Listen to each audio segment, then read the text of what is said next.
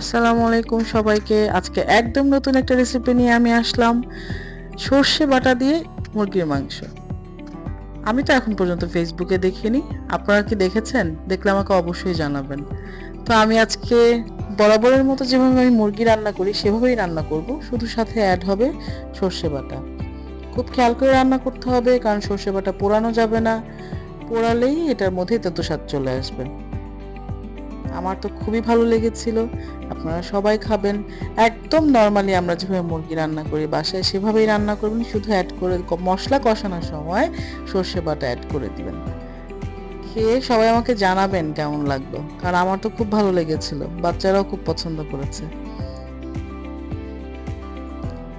আমি এখানে তেমন পানি ইউজ করিনি, শুধু শেষের দিকে একটু ঝোল বাড়ানোর জন্য অ্যাড করেছিলাম, কারণ বাচ্চারা খুব ঝোল ঝোল করছিল।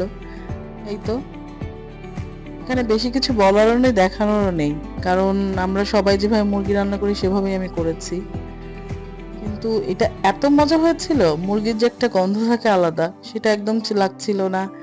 একদম ডিফারেন্ট একটা টেস্ট। আপনার শুধু ঝোল দিয়েই ভাত খাওয়া যাবে।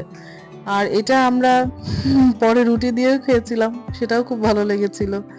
এটা আমি মনে করি সবকিছুর সাথেই যাবে। আমরা আজকে মুগ পোলাও রান্না করেছিলাম, মুগ পোলাওর সাথে এটা দারুণ যাচ্ছিল। সাথে যদি একটু লেবু থাকে আর তো কথাই নেই। আচারের ধারে কাছে যাইনি, কারণ সর্ষে ফ্লেভারটা আমি চাচ্ছিলাম থাকুক। খুবই ভালো লেগেছে, আপনারা সবাই চেষ্টা করবেন এটা একবার হলেও রান্না করে খেতে। আর যদি ভালো লেগে থাকে অবশ্যই কমেন্ট দিয়ে জানাবেন।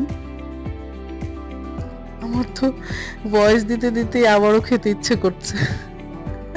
এটা দেখতে যেমন হয়েছিল খেতেও ঠিক তেমন ভালো হয়েছিল। আর লাস্টের এই কাঁচামরিচের যা ফ্লেভারটা ছিল না, আর কি বলবো।